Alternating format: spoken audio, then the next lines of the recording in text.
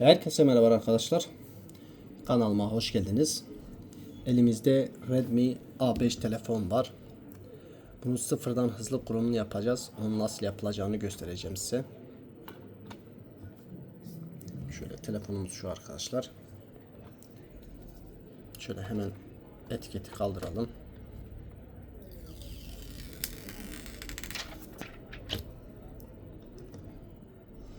Evet şöyle arkadaşlar, hemen telefonumuzu Türkçe yapalım.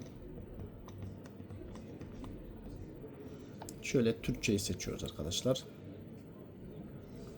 Başlat diyoruz. Türkiye deyip ilerliyoruz. Şurada kullanıcı sözleşmesi var. Kullanıcı sözleşmesini kabul ediyoruz. Tekrar ileri diyoruz. Şurada mobil ağa bağlanmayacağız. Wi-Fi'ye de bağlanmayacağız. Şöyle atla. Şöyle Wi-Fi'ye de bağlamadan kurulumunu yapacağız. Çevrim dışı kur. Şöyle devam. Tarih, saat de onlara da karışmayalım şimdilik. Şöyle Google hizmetleri var. Aşağı iniyoruz. Kabul ete tıklıyoruz.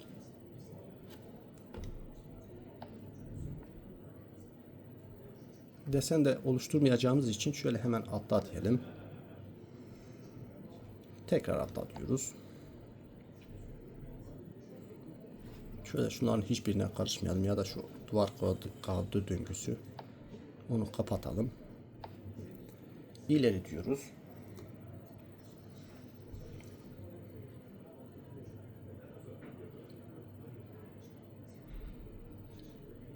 Telefonumuz şu an hazırlanıyor.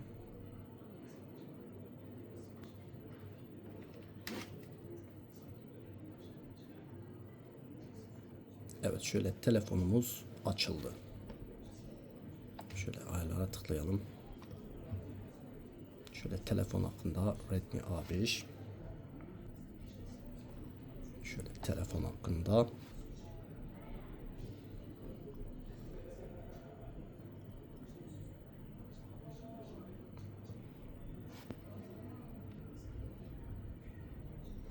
Şöyle arkadaşlar. Telefonumuz açıldı arkadaşlar. Sıfırdan kurulumu yaptık.